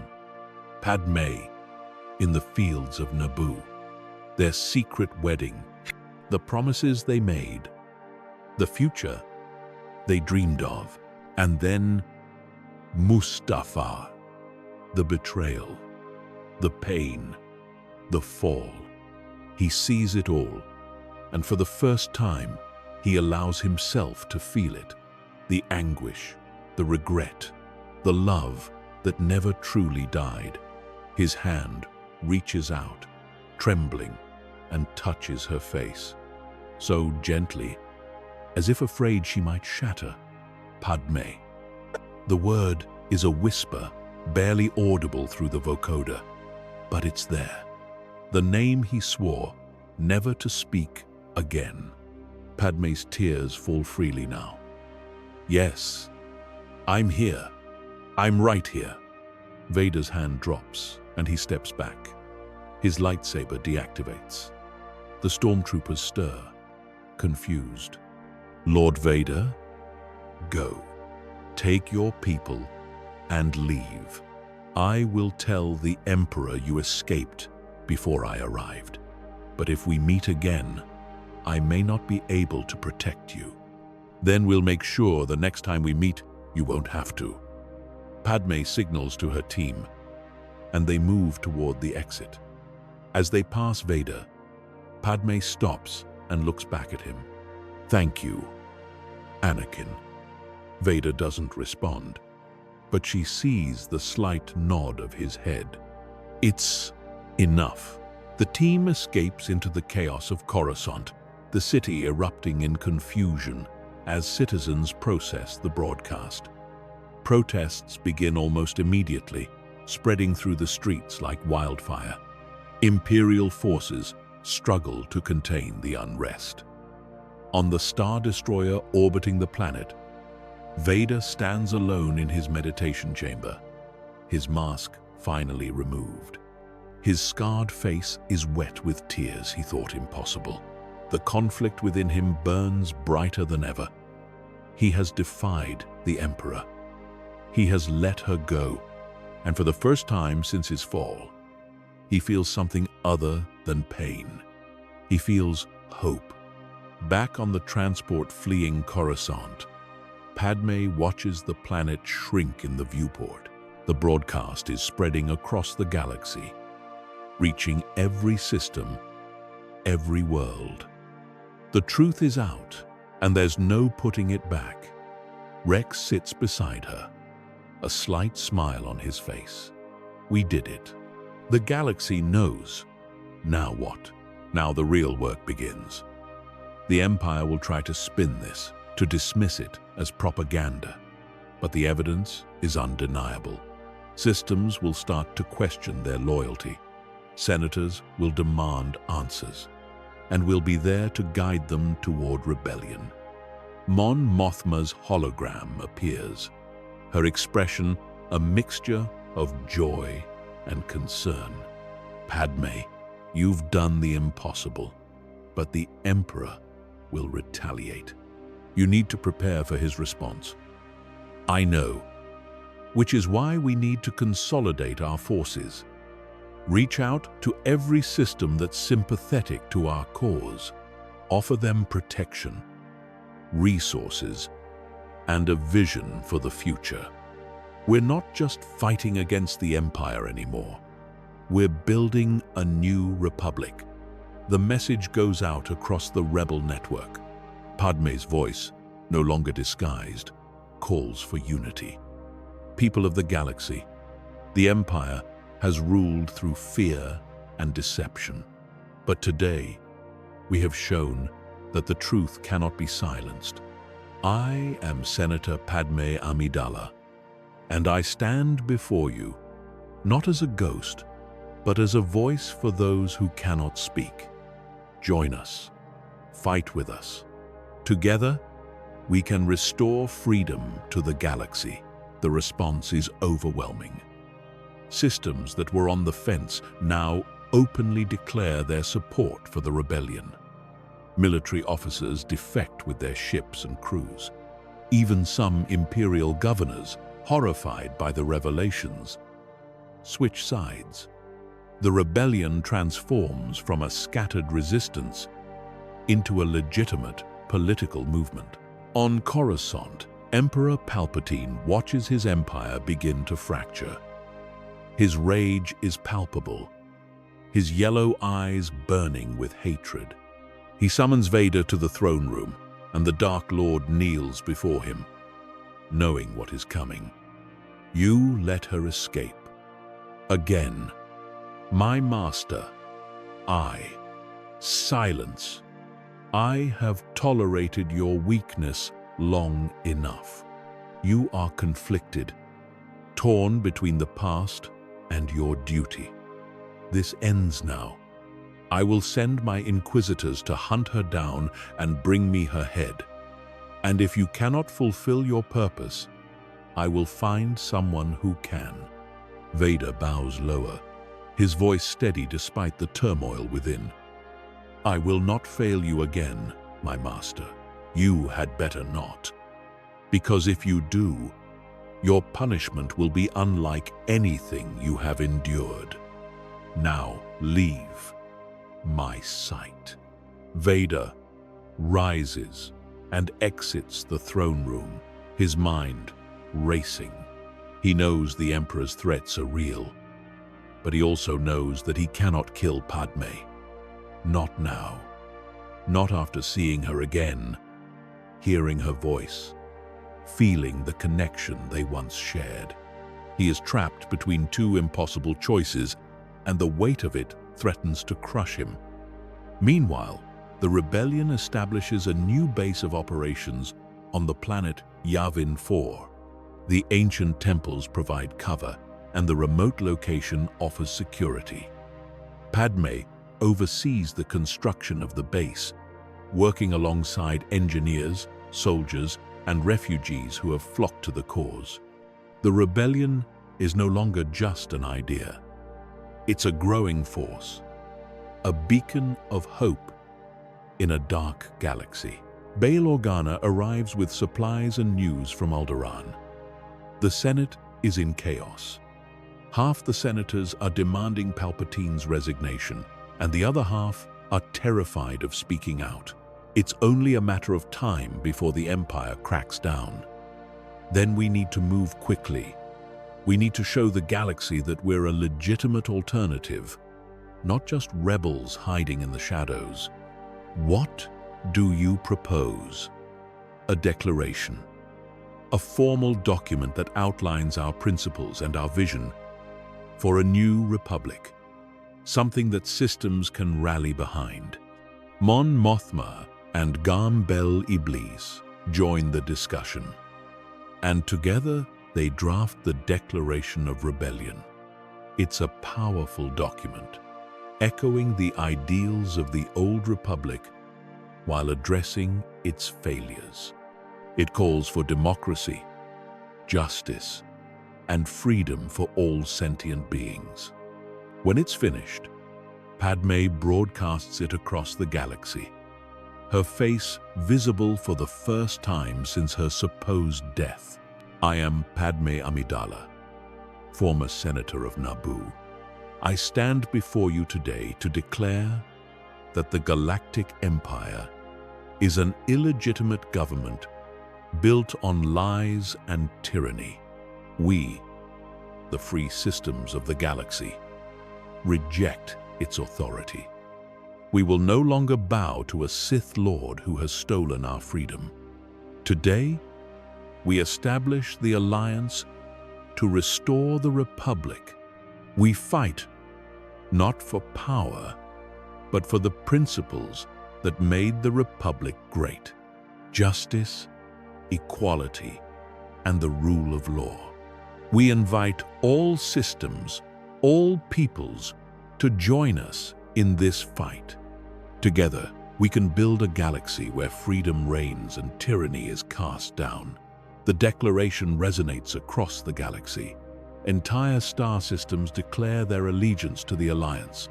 The movement grows exponentially, and the Empire finds itself fighting a losing battle for legitimacy. Palpatine's response is swift and brutal. He unleashes the full might of the Imperial military, targeting Alliance worlds with overwhelming force. Planets are blockaded, cities are bombarded, and civilians are caught in the crossfire. But the Alliance does not back down. They fight back with guerrilla tactics, hit-and-run raids, and strategic strikes against Imperial supply lines. Padmé coordinates the war effort from Yavin 4, her political acumen complementing the military expertise of leaders like Rex and Mon Mothma. She becomes the heart of the Alliance, the symbol that unites disparate factions under a common cause. But she knows the war is far from over. The Empire still controls the majority of the galaxy, and Palpatine will not give up power without a fight. The final confrontation is inevitable. On his Star Destroyer, Vader receives reports of Alliance victories. Each one feels like a dagger to his heart. He knows Padmé is behind these successes, and part of him is proud. But another part, the part bound to the dark side, screams at him to destroy her. The Emperor's voice echoes in his mind, a constant reminder of his duty. You are mine, Vader.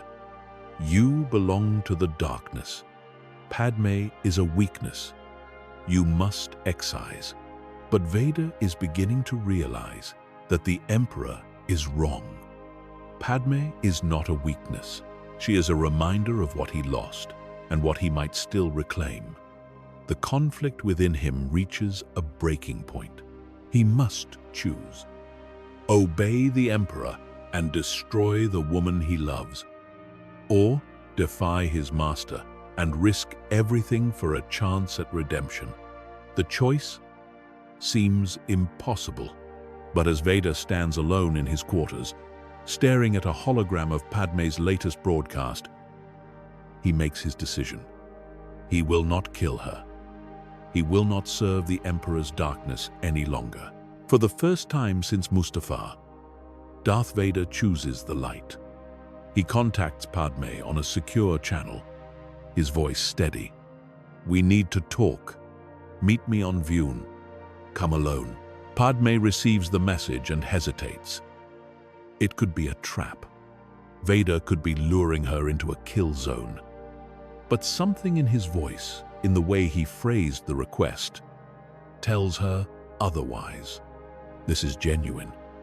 Against the advice of her advisors, she agrees to the meeting. She travels to Vune alone, landing her ship on the stormy planet's surface. Vader is waiting for her in the ruins of an old fortress. He stands in the rain, his mask turned toward the sky.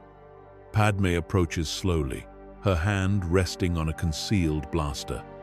You came. You asked me to. Vader turns to face her, and for a moment, neither speaks. The rain falls around them, the only sound in the silence. I cannot serve him anymore. The Emperor. I cannot continue to be his weapon. Then don't. Come back to us. Help us. End this. It's not that simple. I have done terrible things, The blood on my hands can never be washed away. Maybe not, but you can stop adding to it. You can start making amends. Vader removes his helmet, revealing his scarred face. Padmé gasps, but doesn't look away. She steps closer, reaching up to touch his face. He flinches, but she persists, her fingers gentle. You're still beautiful to me. Vader's eyes, once yellow, now flicker with blue. Tears stream down his ruined cheeks. I don't deserve your forgiveness. Maybe not, but I'm giving it to you anyway. Because love isn't about deserving, it's about choosing. And I choose you, Anakin. I always have. Vader, no. Anakin collapses to his knees, the weight of his sins crashing down on him. Padmé kneels beside him, holding him as he sobs. For the first time in years, Anakin Skywalker allows himself to grieve, to feel, to hope. When the storm passes, both literal and emotional, Anakin rises. He is still scarred, still broken, but there is a light in his eyes that has been absent for too long. What do I do now? You come back with me. You help us fight. And when this is over, we rebuild together. The return of Anakin Skywalker to the Alliance is a turning point. His knowledge of Imperial tactics and strategies gives the Alliance a critical advantage. His presence, once a symbol of fear, becomes a symbol of redemption. Not everyone trusts him. Many in the Alliance want him arrested, tried for war crimes. But Padmé vouches for him, and her word carries weight. Anakin will fight with us. He will help us end this war. And when it's over, he will face justice. But not before. We need every ally we can get. Anakin accepts this. He knows he deserves punishment, but he's willing to wait. For now, the galaxy needs saving. The final battle comes sooner than expected. The Emperor, enraged by Anakin's betrayal, launches a massive assault on Yavin 4. The Imperial fleet arrives in overwhelming numbers, and the Alliance scrambles to defend the base. Anakin and Padmé stand together on the command deck, watching the enemy approach. This is it, the moment that will decide everything. We'll win. We have to. Anakin looks at her, his expression resolute. If we don't, I want you to know that you saved me. You brought me back from the darkness. And I will spend whatever time I have left proving that your faith was not misplaced. The battle is fierce. Star destroyers exchange fire with Alliance cruisers. Starfighters engage in dogfights above the jungle canopy. On the ground, troops clash in brutal combat. Anakin leads a strike team to disable the Imperial flagship, using his knowledge of its layout to guide them through. They fight their way to the bridge, cutting down stormtroopers and officers. But waiting for them at the end is the Emperor himself. Palpatine stands in the center of the bridge, his yellow eyes gleaming with malice. Ah, my former apprentice, I knew you would come. Did you really think you could defy me and live? Anakin ignites his lightsaber, now blue instead of red. I don't expect to live. I just expect to stop you. Foolish. You are weak, Skywalker. You always have been. Your love makes you vulnerable, and I will use that to destroy you. The Emperor unleashes a torrent of Force lightning, but Anakin deflects it with his lightsaber. The two clash, their battle shaking the ship. Palpatine is powerful, but Anakin is fueled by something stronger than hatred. He fights for love, for redemption, for the future of his children. The battle rages, and in the end, Anakin sacrifices himself to destroy the Emperor. He grabs Palpatine and hurls them both into the ship's reactor core, ending the Sith Lord's reign forever. As the flagship explodes, Padmé watches from the surface, tears streaming down her face. She knows what Anakin has done. He gave his life to save the galaxy. The Empire, leaderless and fractured, collapses. Systems defect en masse, and the Alliance emerges victorious. The war is over. In the aftermath, Padmé works to rebuild the Republic. It's a monumental task, but she's not alone. Mon Mothma, Bail Organa, and countless others stand with her. Together, they draft a new constitution, one that addresses the failures of the old Republic and ensures that tyranny can never rise again. On Tatooine, Obi-Wan brings Luke to meet his mother for the first time in years. The boy is shy at first, but Padmé embraces him, tears of joy streaming down her face. "My son, I've missed you so much." On Alderaan, Leia meets her mother and is overwhelmed. She's grown into a strong, intelligent young woman, and Padmé couldn't be prouder. The galaxy begins to heal. The scars of war remain, but hope is stronger than ever. Padmé stands on the balcony of the new Senate building, watching the sun set over Coruscant. She thinks of Anakin, of the sacrifice he made, and smiles through her tears. "We did it, Anakin. We saved the galaxy. And I promise I'll make sure your children know that their father was a hero." That's our theory.